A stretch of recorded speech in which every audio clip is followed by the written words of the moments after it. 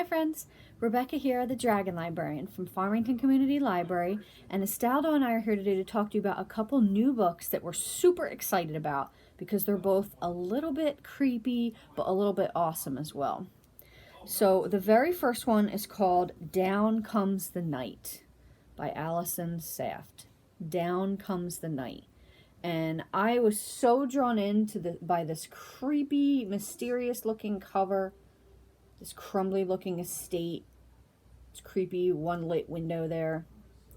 So this story is about a girl named Wren who has a little bit of a reckless taste for magic.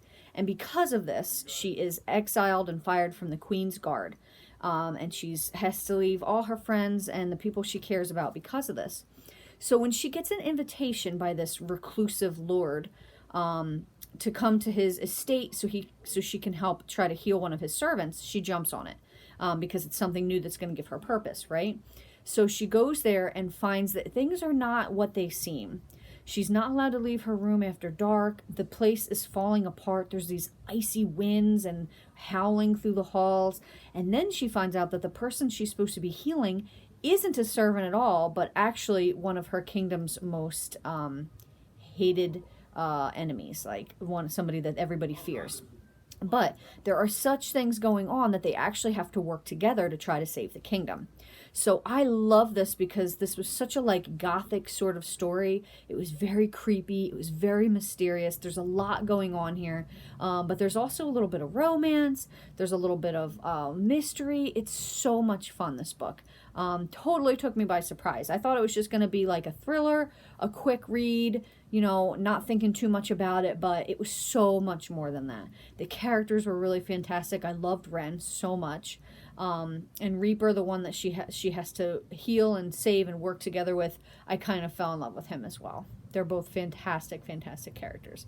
So I highly recommend this if you like gothic stories, if you like creepy, mysterious atmospheres. And sometimes I think it's fun, now that it's getting really warm outside, to sit and read about a chilly place with icy winds and an isolated manner. It's super fun. And that is Down Comes the Night.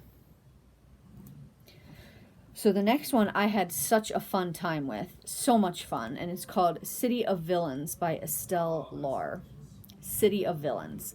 As you can probably guess from the cover, which there's these tentacles here and this sort of familiar looking shadow here, yes, this is not only about villains, it's about the Disney villains, or rather fairy tale villains. So this follows a main character named Mary Elizabeth, and she lives in a city called Monarch, where there used to be magic, but it has all since disappeared. But there are people called legacies, of which she is one. And legacies are people that have a black heart mark on their wrists, and that signifies that they are descended from magic.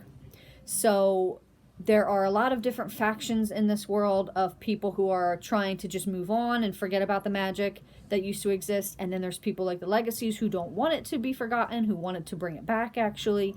And Mary Elizabeth actually volunteers, or she is interning at the Monarch City Police Department. So she is sitting there watching all these cases being solved, wants to get in the thick of it. When the daughter of a really prominent politician goes missing, she's put on the case to help. And what she finds is this huge conspiracy and all these crazy things going on that have to do with, at the end, some of these villains. Captain Hook, Ursula, Maleficent. This is like an origin story.